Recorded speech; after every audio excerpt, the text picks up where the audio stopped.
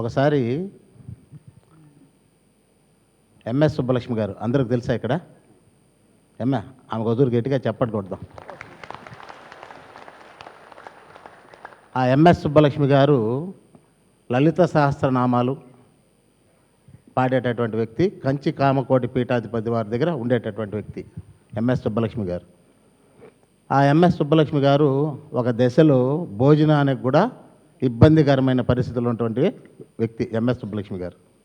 అప్పుడు కంచి కామకోటి పీఠాధిపతులు అప్పుడు ఉన్నటువంటి పివిఆర్కే ప్రసాద్ ఈవో గారికి ఇమీడియట్గా రమ్మని, పలానా ఆమె ఎంఎస్ సుబ్బలక్ష్మి గారు ఉన్నారు, ఆమెని తీసుకొని మీ కొలువులో ఏదన్నా ఏర్పాట్లు చేయండి అనేసి కంచి కామకోటి పీఠాధిపతులు చెప్పిన తక్షణమే హఠాహటిన పివిఆర్కే ప్రసాద్ గారు పలానా సుబ్బలక్ష్మి గారి దగ్గరికి పోవడం జరిగింది.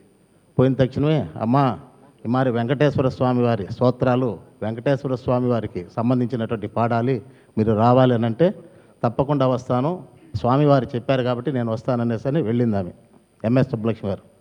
ఆమె కంఠం ఒక రకంగా ఉన్న సరస్వతి ఆమె కంఠంలో దూరి ఆ ఎంఎస్ సుబ్బలక్ష్మి గారు వెంకటేశ్వర స్వామి స్తోత్రాలు, వెంకటేశ్వర స్వామి పాటలు, వెంకటేశ్వర స్వామికి సంబంధించినటువంటి అన్నీ పాడింది.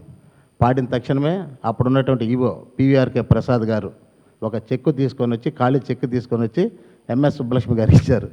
ఇచ్చి, అమ్మా మరి మీకు చెక్ ఇస్తున్నాం, డబ్బు తీసుకోండి అని అంటే, అప్పుడు ఆమె అనింది, దేనికి ఈ చెక్ అనేసి. మీరు వెంకటేశ్వర స్వామి వారికి పాటలు పాడారు, వెంకటేశ్వర స్వామికి శ్రోతాలు చేశారు, చాలా అద్భుతంగా ఉంది, మీకు ఎంత కావాలో అంత రాసుకోండి అని అంటే, అప్పుడు ఆ తల్లింది, వెంకటేశ్వర స్వామికి పాటలు పాడేదానికి, వెంకటేశ్వర స్వామి సేవ చేసేదానికి కూడా డబ్బులు తీసుకోవాలన్నా అనేసి.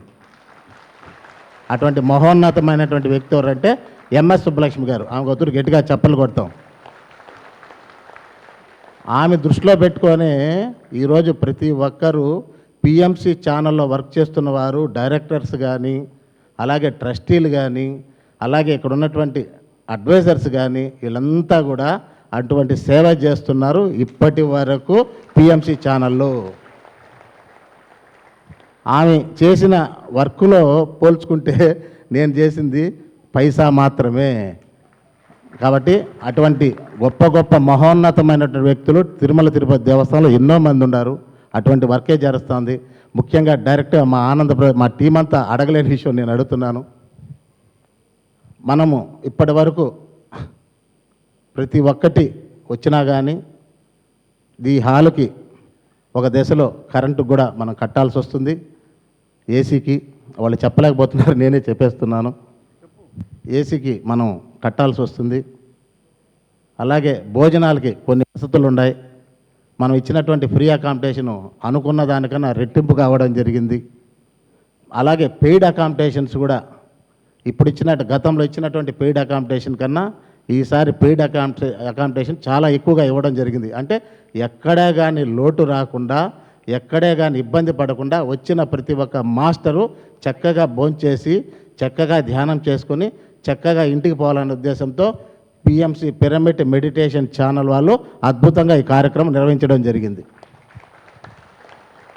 దానికి సపోర్ట్గా మనం బయట వేసినటువంటి టెంట్లు కానీ, అక్కడ ఇచ్చినటువంటి కుర్చీలు కానీ, అక్కడ ఇచ్చినటువంటి టెంట్స్ కూడా తిరుమల తిరుపతి దేవస్థానం వారు సపోర్ట్ చేశారు తప్ప దానికి కావాల్సినటువంటి అమౌంట్స్ కూడా మనం ఇవ్వడం జరుగుతూ ఉంది ఇప్పటివరకు. అంటే వాళ్ళు ఎంత ఇవ్వాలనో అంతవరకే ఇచ్చారు. మిగతా అంతా మనం ఇప్పుడు సపరేట్గా మనం ఏర్పాటు చేసుకుంటాం. ఎందుకంటే ఈ మహతి ఆడిటోరియంలో ఎప్పుడు కూడా డబ్బు గురించి మాట్లాడకూడదు, బుక్స్ ట్రాన్సాక్షన్ జరగకూడదు, పాంప్లెట్ ట్రాన్సాక్షన్ జరగకూడదు, బ్యానర్స్ ట్రాన్సాక్షన్ జరగకూడదు, ఏది ఉండకూడదు. కానీ ఇక్కడ ఉన్నటువంటి డిఈలు, డిప్టీ వాళ్ళు వీళ్ళంతా మనకు అనుకూలంగా ఉన్నారు కాబట్టి మనం పాంప్లెట్స్ రిలీజ్ చేసుకుంటున్నాము, అలాగే బ్యానర్లు రిలీజ్ చేసుకుంటున్నాము, అన్నీ చేస్తున్నాము. కాబట్టి దీనికి అన్నిటికీ భోజనానికి కావాల్సిన వసతులన్నీ మనం ఏర్పాటు చేశాం. కాబట్టి మనము ఏదైనా స్వామివారి దగ్గర ఆ మహాతల్లి ఎలా అయితే సేవ చేసిందో అదే మరి మనం సాక్షాత్ ఆ కలిదేవ వెంకటేశ్వర స్వామి పాదచందాలైనటువంటి మహతి ఆడిటోరియంలో మనం ధ్యానం చేసుకుంటూ ఈ మహతి ఆడిటోరియం ఒక చక్కటికరమైనటువంటి వెంకటేశ్వర నిలయం అనేసి మనం ఏర్పాటు చేసుకుని ఇక్కడ ధ్యానం చేసుకున్నాము. అలాగే అక్కడ భోజనాలు చేస్తున్నటువంటిది సాక్షాత్ ఆ వెంకటేశ్వర స్వామి ఎలా అయితే అక్కడ ఉండి ఇచ్చిన ప్రతి ఒక్క భక్తుడు ఆయన దర్శనం చేసుకున్న తక్షణమే స్వామివారి దగ్గర వరాలు తీసుకొని వరాలు పొందిన తక్షణమే మరి నేరుగా అక్కడ ఉన్నటువంటి ఒక 500 మీటర్లలో మాతృశ్రీ తరిగొండ వెంగమాంబ అన్న ప్రసాద ప్రాంగణంలో భోంచేసి ఆ భోంచేసిన తక్షణమే నేను ఏదో చెయ్యాలనేసని సేవ చేసేటట్టుగా ఆ ఉండిలో వేసినటువంటి వారు అక్కడ ఉన్నటువంటి భక్తులు. అదే మాదిరిగా మన మాస్టర్స్ అందరూ ఇది ఎట్లా అయితే శ్రీనివాస నిలయం అనేసి వెంకటేశ్వర నిలయం పెట్టుకున్నామో అక్కడ మనం భోంచేసేటి వసతిని కూడా మాతృశ్రీ తరిగొండ వెంగమాంబ అన్న ప్రసాద ప్రాంగణం అని మనం ఏర్పాటు చేయడం జరిగింది.